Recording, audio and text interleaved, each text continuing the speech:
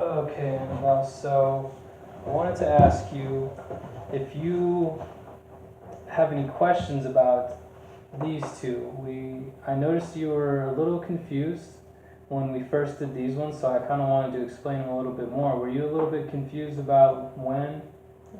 Okay, so that is totally fine. So let's take a look a little bit closer to the image that goes with when. And this is just an example of when. So we have a picture of a calendar here. So when we're focusing on when we're describing a story, we want to focus on time, like the day of the month. Maybe it's a season, like fall or summer, spring, winter. So we really want to focus on what time is the story taking place. Maybe it's an actual day, maybe it's during a month, or maybe it's a holiday, like in this story. Which holiday did the story take place? Halloween, yeah. Very popular story, a very popular holiday around here. Kids love it. And so it really focuses on time. So that is to answer the question when. We want to focus on time, like day, month, season, holidays. And then another one I noticed you might have been confused a little bit was on why. Were you a little confused on that? Yeah, that's the hard one. That's a hard one, right? Exactly. This one is tricky. And so one image that we had here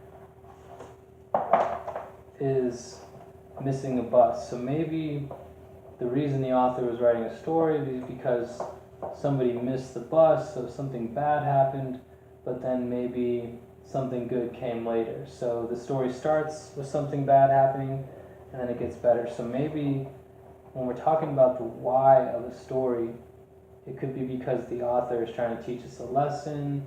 It could be a lot of different things. And in this story, let's take a look more at this story. So why did the author write this story?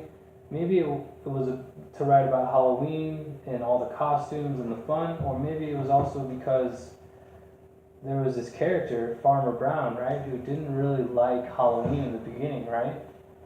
So, but in the end, he kind of seemed to be a little bit more interested. We don't know if he loved it, but he was a part of the party, and maybe that was kind of changed his mind. So maybe this story, the reason it was told is because we have an idea, and then maybe we change our mind later. You know, maybe we don't like something at first, but then we decide, oh, actually this isn't so bad, you know?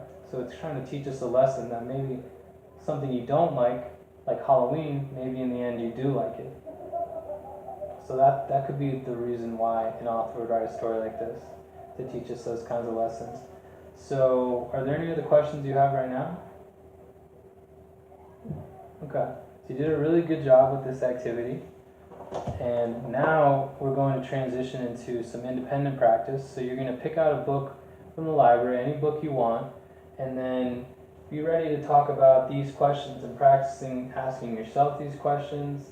And then we're just going to keep practicing this for a little bit more. And then, so feel free to pick out a book, and then we'll check in back soon, okay? Good job.